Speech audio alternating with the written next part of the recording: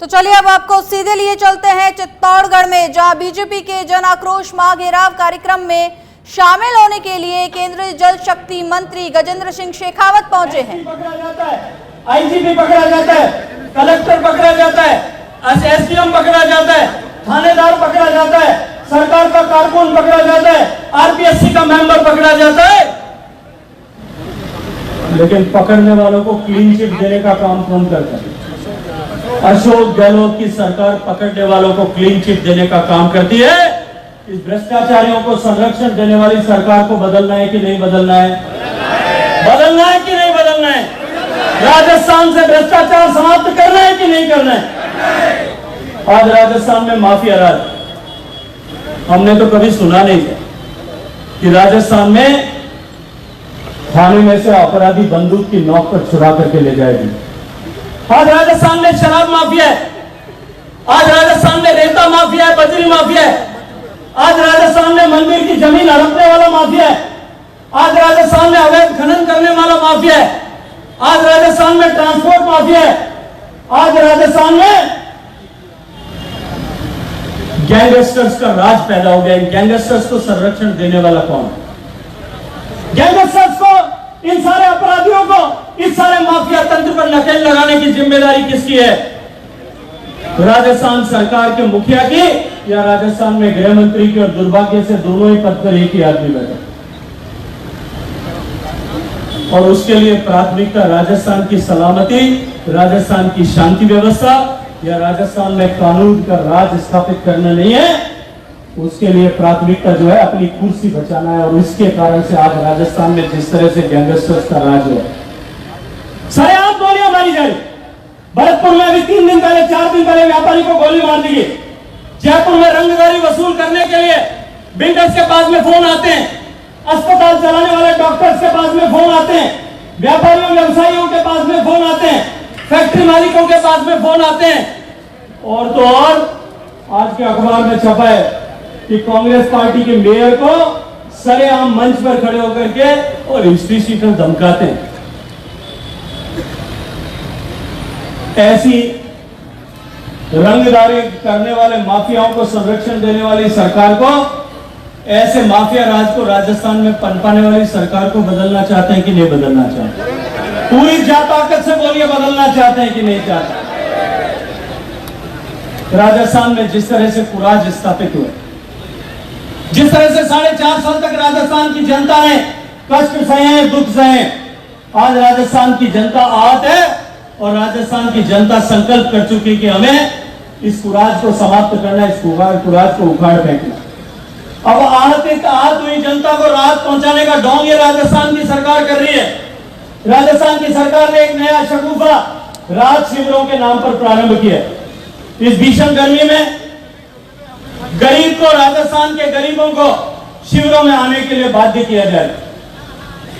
रात का झुंझुना पकड़ाने के लिए उनको शिविर में आकर के रजिस्ट्रेशन कराने के लिए बाध्य किया जाए। मैं आप सबसे पूछना चाहता हूं, माननीय मोदी जी ने देश के हर एक गरीब को घर देने का वादा किया। 4 करोड़ लोगों के घर बने।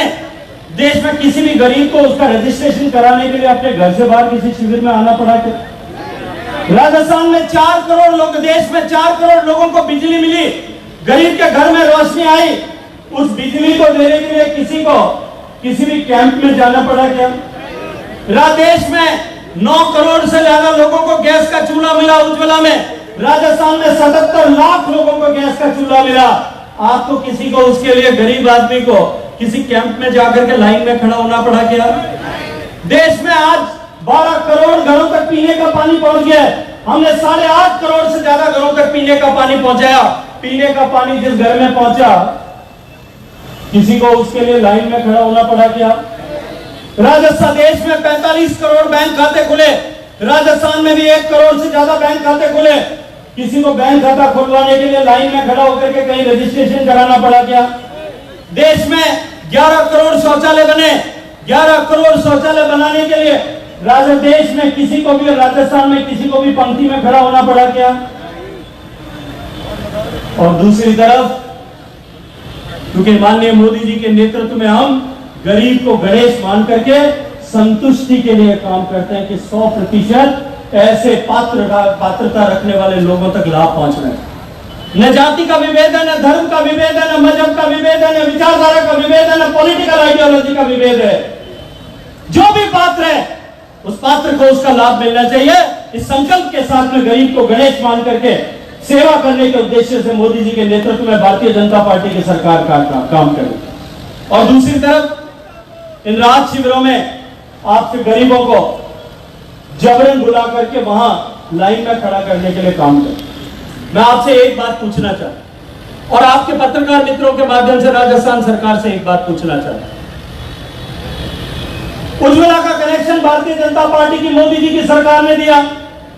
देश में 9 करोड़ लोगों को कनेक्शन दिया। राजस्थान में 77,803 माताओं को 77,803 माताओं को कनेक्शन देने का काम मोदी जी की सरकार ने किया।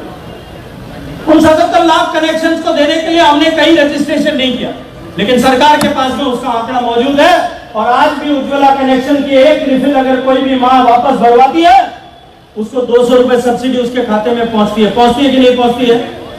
जो 200 रुपए आपके खाते में आते हैं, सूची राजस्थान की सरकार के पास में।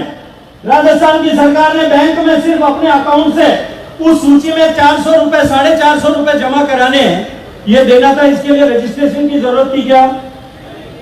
जब लिस्ट आपके पास में, बैंक का खाता नंबर आपके पास में, 200 रुपए मोदी जी की सरकार देती है, 450 आपको जमा कराने के लिए उन 77 लाख लोगों को लिस्ट बनाने की जरूरत थी क्या?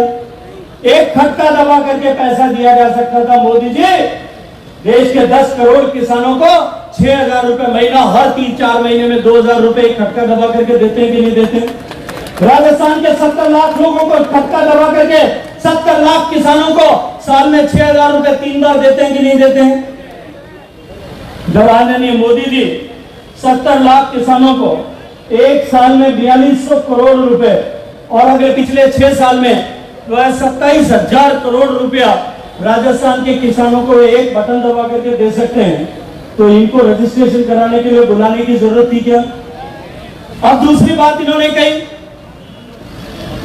कि हम जो गरीब है, जो पात्रता रखता है, उसको राशन पैकेट देने के लिए रजिस्ट्रेशन करें।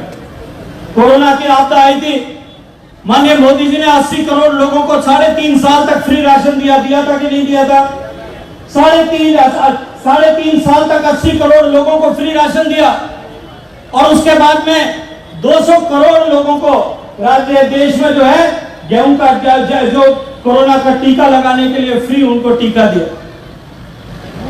जो सूची आपके पास में 80 करोड़ लोगों की थी, राजस्थान में राशन बांटने का काम जो है, भारत सरकार के मोदी जी के फ्री राशन को बांटने का काम जो है राजस्थान की सरकार कर रही थी। जब आपके पास में सूची थी, राजस्थान के पात्र लोगों की सूची आपके पास में है, तो रजिस्ट्रेशन की क्या जरूरत थी? ये रजिस्ट्रेशन कराने की जरूरत क्यों पड़ रही थी? इसके बाद में जो तीसरी योजना